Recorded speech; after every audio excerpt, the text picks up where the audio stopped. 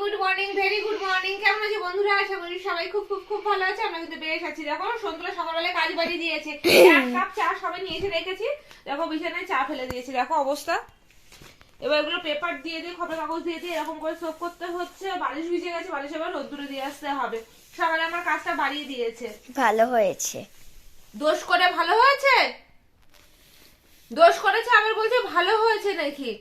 পিঠে পড়েনি তো সকালবেলা, যার জন্যে পুরো এক কাপ গরম চা ফেলে দিয়েছে বদমাইশি করে। এবার যাই তাড়াতাড়ি করে আমি বালিশগুলোকে রোদ্দুরে দিয়ে আসি, কারণ বালিশগুলো অলমোস্ট ভেজা। এই রোদ্দুরে দিতে চলে যাচ্ছে বালিশ, এই বালিশ রোদ্দুরে দিতে চলে যাচ্ছে। আমি দেখতে পাচ্ছি না তো রোদ্দুরে, দেখো কত রোদ্দুর। ক্লিপটা ভেঙেই গেল, ক্লিপটা ভেঙেই গেল। এটা এরকম না, আর হবে না, হাতে মনে হয় ফুটে যাবে। জামা কাপড়গুলো দেখছি শুকিয়ে গেছে, এত রোদ্দুর উঠেছে না আজকে সকালবেলায়। বাপরে বাপ, মনে হচ্ছে গরমকাল চলে এসছে, গরমকাল চলে এসছে। এগুলো আমার কাঁচাই ছিল, এবার এগুলো শুকিয়ে গেছে। একবার তুলে নিয়ে যাই, না হলে না কালারগুলো ফেড হয়ে যাবে। বালিশটা ততক্ষণ শুকাক।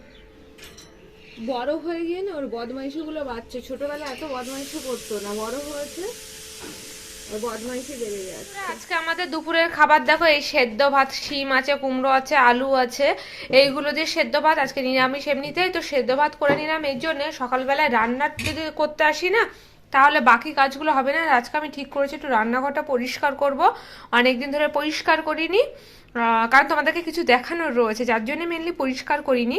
তো আজকে সেদ্ধ ভাত হবে, এটা ঘি দিয়ে যে খাবার খাবে, যে বাটার দিয়ে খাবার খাবে। তো এটা আজকে আমাদের দুপুরে দুপুরের খাবার তো দেখলে, দুপুরে লাঞ্চ তো দেখেই ফেলেছো।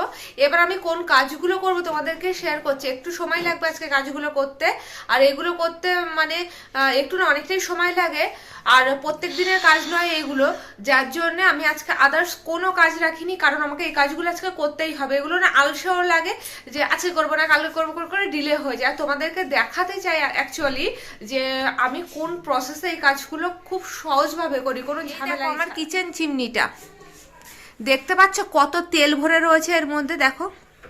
এটা খুললে আরো ভালো বুঝতে পারবে চিমনিটা কত নোংরা হয়েছে, বুঝতেই পারছো দেখে। এই দেখো, এটা আমি বেশ কিছুদিন পরিষ্কার করিনি, কারণ আমি চেয়েছিলাম এটা এক্সট্রিম লেভেলে নোংরা হোক আর তোমাদেরকে দেখাই যে এর থেকে তো আর বেশি নোংরা হতে পারে না। তবে আমি শুধুমাত্র একটা জিনিস দিয়ে এই পুরো তেল চিটচিটে ব্যাপারটাই পরিষ্কার করে ফেলবো। নিচে গ্যাসটাও আজকে আমি আর পরিষ্কার করিনি এখন, যেহেতু ওপরটা পরিষ্কার করার সময় এখানটাতে জল টল পড়বে, নোংরা হয়ে যাবে। তো আগে চিমনিটাকে খুব ভালো করে ক্লিন করব, ক্লিন করে তারপরে আমি গ্যাস ওভেনটাও মুছবো। আর এই পাশে কাঠগুলো তো পরিষ্কার করতে হবে। এই টিন বা কাঠ এর জন্য দেওয়া থাকে, যাতে আর কি এই যে রুটি করে দেখো রুটির গুঁড়োগুলো জমে গেছে, তো এই পারপাস আর কি দেওয়া থাকে। টিনটা দেওয়া থাকে এখানে, যেটা তেল চিটচিটে ব্যাপারটা, যে অনেক সময় যদি লোডশেডিং থাকে বা চিমনি যদি চালানো না সম্ভব হয়, যাতে তেল চিটচিটে ব্যাপার না পড়ে। তো আমি টোটালটাই দেখতে পাচ্ছ কতটা অগোছালো, কতটা নোংরা করে রেখে দিয়েছি এই কিছুদিন যাবত। এবার তোমাদেরকে দেখাবো এটা যখন ক্লিন করছে তাহলে কত ক্লিন হচ্ছে। না হলে তো তোমরাই আবার বলবে পরিষ্কার জিনিস তো পরিষ্কার করে দেখানো যাওয়া সহজ, বাট আমার মনে হয় এটা এক্সট্রিম লেভেলে। পরিষ্কারের জন্য আমি এখানে উষ্ণ গরম জল নিয়েছি, আর এর মধ্যে পরিমাণ মতো সার্ফ দিয়ে দিচ্ছি। যেহেতু এটা রান্নাঘরের দেওয়াল হবে, তো তার জন্য একটু বেশি পরিমাণেই সার্ফ এক্সেলের গুঁড়ো দিলাম। এটা সার্ফ এক্সেলের গুঁড়ো। আর চিমনিটা পরিষ্কারের জন্য আমি কি ইউজ করছি তোমাদেরকে দেখাচ্ছি। আমি চিমনি পরিষ্কারের জন্য এই পরিমাণ কেরোসিন তেল নিয়েছি। এইটুখানি কেরোসিন তেলে কিন্তু হয়ে যাবে। আমি একটা এখানে খবরের কাগজ পাতিয়েছি, কারণ এই যে তেল চিটচিটে না, এটা মানে ক্লিন করা সত্যি খুব চাপের হয়ে যায়।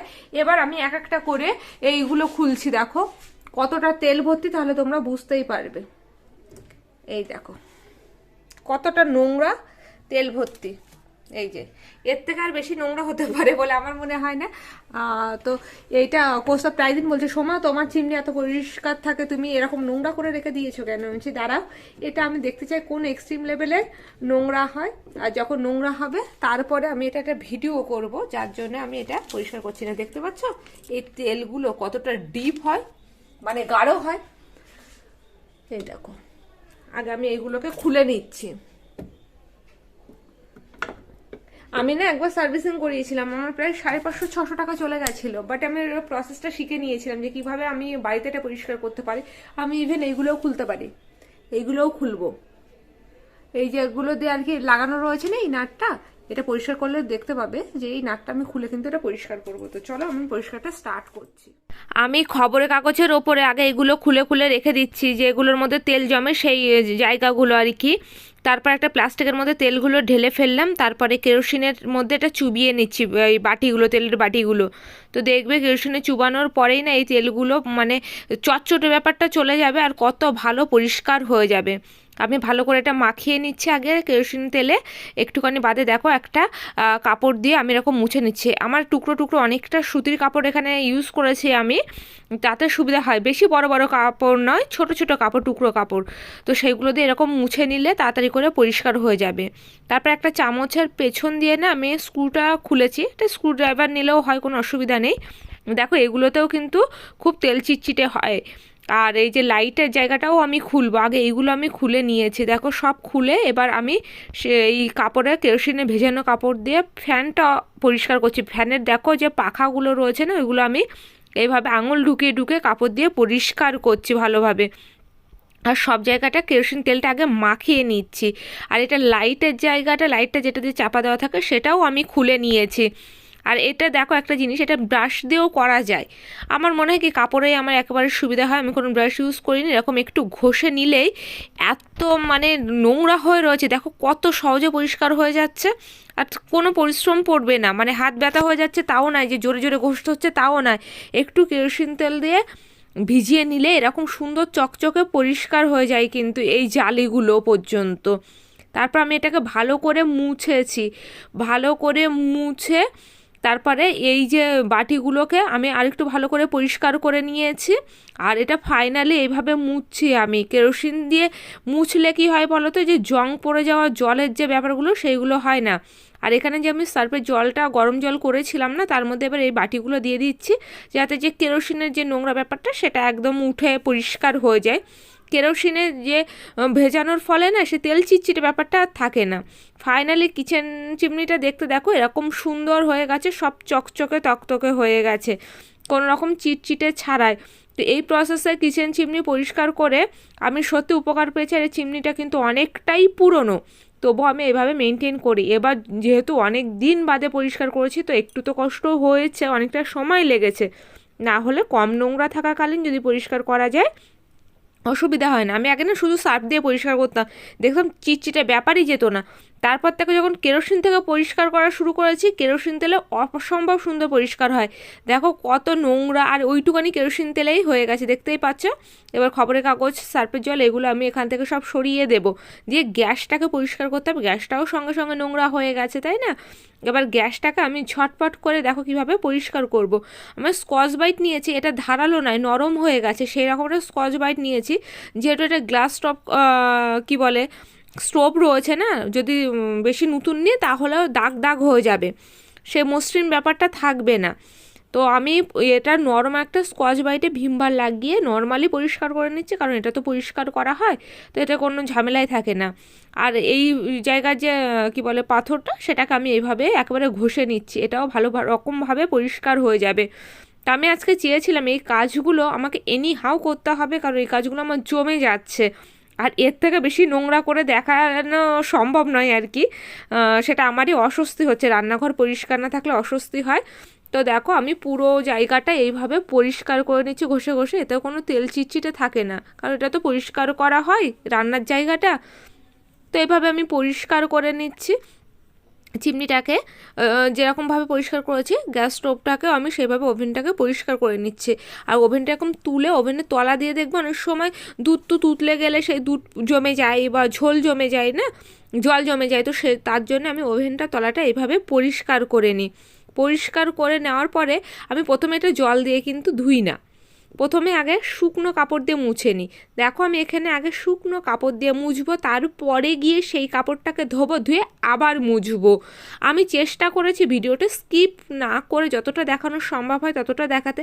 পুরোটাই যদি দেখায় তাহলে তো ভিডিও অনেক লং হয়ে যাবে, তাই না? তো দেখো আমি আগে শুকনো কাপড় দিয়ে ভালো করে পরিষ্কার করে নিয়েছি, এতে কি বলো তো সে তেল চিটচিটে ব্যাপারটা থাকে না। আমি দেখেছি প্রথমেই ভেজা কাপড় দিয়ে পরিষ্কার করলে না ওই চিটচিটে ব্যাপারটা যেন বেশি বেশি মনে হয়। এবার সাইডগুলো আমি সেমভাবে আগে মুছে নেব, তারপরে এই কাপড়টাকে আমি ধুয়ে পরিষ্কার করব।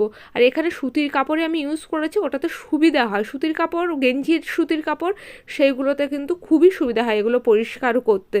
তো সুতির যেসব জিনিসপত্র ইউজ হয় না আমি রেখে দিই, সেগুলো এরকম ছিঁড়ে ছিঁড়ে আমি ইউজ করি, তারপর যখন সেগুলো মানে ইউজের মতো থাকে না তো আমি ফেলে দিই। দেখো প্রথমে আমি এভাবে খুব ভালো করে মুছে নিচ্ছি। এবার দেখো জল দিয়ে ভালো করে ধোবো কাপড়টাকে, যে নোংরাটা লেগেছিলো। এবার আমি কাপড়টাকে ধুয়ে ভালো করে নিংড়ে নেব, নিয়ে আমি ফাইনালি আবার মুছবো। তাহলে ওই যে সাবান সার্ফের যে দাগটা থাকে সেইটার দাগ থাকে না, আর একদম ক্লিন হয়ে যায় খুব সুন্দরভাবে। এটা ডিশওয়াশ দিয়েও পরিষ্কার করা যায়, মানে লিকুইড ডিশওয়াশ দিয়ে বলো, শ্যাম্পু দিয়ে বলো, পরিষ্কার করা যায়। তো দেখো কতটা চকচকে হয়ে গেছে। আর সাইডগুলোও আমি আবার ফাইনালি মুছে নিচ্ছি এইভাবে পরিষ্কার করে। তো দেখো কত সুন্দর চকচকে হয়ে গেল পরিষ্কার। এবার আমি যে ঝিকগুলো থাকে আর কি, তো এইগুলোকে মেজে নিয়েছি, মেজে নিয়ে এগুলো লাগিয়ে দিলাম। তো আমার গ্যাসটা কিন্তু পরিষ্কার হয়ে গেছে। এবার আমি গ্যাসের পাশে যে দেওয়ালটা দেখতে পাচ্ছ না, এই দেওয়ালটা পরিষ্কার করব। দেওয়ালটা দেখে তোমরা ভাবতে পারো কতদিন পরিষ্কার করে না, তার জন্য নোংরা জমেছে। অ্যাকচুয়ালি কিন্তু না, তা নয়, একটুখানি না রান্নাঘরটা ভাঙাচোরা হয়েছিল আর কি। তো তোমরা এই সিমেন্টের প্রলেপ দেখলেই বুঝতে পারছো যে পাশেরটা কালার আর এই পাশেরটা সিমেন্ট করা একটু ভাঙাচুরো করা হয়েছিল। সেই সময় না কিছু রঙের ছিটে ছিটে পড়েছিল ওখানে, তো সেইগুলো সহজে ওঠে না। কেরোসিন তেল দিয়ে অনেক চেষ্টা করে করে এই পর্যায়ে এসছে। আর ওটাও সত্যি সেভাবে প্রত্যেক দিন পরিষ্কার করা সম্ভব হয় না আমার পক্ষে, তো আমি যখন পরিষ্কার করি ওইভাবে ঘষে নিই। এবার কাঠগুলোকেও জলের মধ্যে ভিজিয়ে নেব, নিয়ে স্কচ ব্রাইট দিয়ে ঘষে ঘষে ভালো করে পরিষ্কার করে নেব। কাঠগুলো যেহেতু ওখানে দেওয়া থাকে না, তেল চিটচিটে হয়ে যাবে। তো এগুলো পরিষ্কার করে আমি জল ঝরিয়ে নেব, এটা শুকনো শুকনো হয়ে যাবে, আর ওখানটায় রাখলে এমনিতেই শুকনো হয়ে যাবে। তো আমি আজকে এই কাজগুলো দেখতে মনে হচ্ছে যে এটা তো বেশিক্ষণের কাজ না, কিন্তু আমার অনেকটা সময় লেগেছে এই কাজগুলো করতে, আর আমি টায়ার্ডও হয়ে পড়েছিলাম বলতে পারো। কারণ এই কাজগুলো করব বলে আজকে আমি রান্নার কোনো ঝামেলায় রাখিনি। রান্নাতে যদি সকালবেলা ব্যস্ত হয়ে যায় না, তারপরে আর এনার্জি থাকবে না এই কাজগুলো করা। তো যার জন্য আমি এই কাজগুলোকে আজকে টার্গেট করেছিলাম, আর এটা টার্গেট যদি ফুলফিল হয়ে যায় কিন্তু সত্যি খুব আনন্দও হয়। দেখো এই পাশের দেওয়ালটাও একটু দেখলে বুঝতে পারছো এরকম ছিটছিট হয়ে রয়েছে, তবে ওটাও আমি স্কচ ব্রাইট দিয়ে মাঝে মধ্যে ঘষে পরিষ্কার করি। আর টিনটাকে ওইভাবে পরিষ্কার করে নিলাম কাপড়টা দিয়ে, তারপরে আমি কাঠগুলো আবার ওখানে চাপা দিয়ে রাখলাম, না হলে কিন্তু টিনটা একটু হাওয়া টাওয়াতে ধূপ করে গ্যাস। আমি হলো খেতে বসে গেছি। আজকে কি ভাত হয়েছে জানতে? এটা সেদ্ধ ভাত হয়েছে আজকে, দেখতেই পাচ্ছ। এটা আমি কাকুমের খাবার মাখছি, এর মধ্যে ঘি দেওয়া আছে অল্প পরিমাণে। আজকে সত্যি ঘরের মানে অনেকগুলো কাজ হয়েছে, অনেকগুলো কাজ বলতে কি বলতো রান্নাঘরেরই এই পরিষ্কার পরিচ্ছন্ন কাজটা হয়েছে, আর সত্যি খুব টায়ার্ড লাগছে। তো এই বেলায় তো এই সেদ্ধ ভাতেই হয়ে গেল আমাদের। তো এই দেখো এর মধ্যে সমস্ত সবজি দেওয়া আছে, আর খুব জোর খিদে পেয়েছে আজকে আমার, এত জোর খিদে পেয়েছে অনেকটা দেরি হয়ে গেছে। তারা হুড়ো করে স্নান টান করে টোরে আগে পাকুমকে খাইয়ে তারপর আমি খেয়ে নেব। তো বন্ধুরা আজকের ব্লগটা আমি এখানেই এন্ড করছি। যদি ব্লগটা ভালো লেগে থাকে তাহলে কি করবে, লাইক শেয়ার কমেন্টস করতে করতে একদম ভুলবে না। আর মুখার্জি ফ্যামিলি ব্লগসকে অবশ্যই সাবস্ক্রাইব করে রেখো, আর হলো ভর্তি ভর্তি কমেন্টস করবে, সবাইকে শেয়ার করবে। টাটা। চলো টাটা, দেখা হচ্ছে একটা নেক্সট সুন্দর ব্লগে।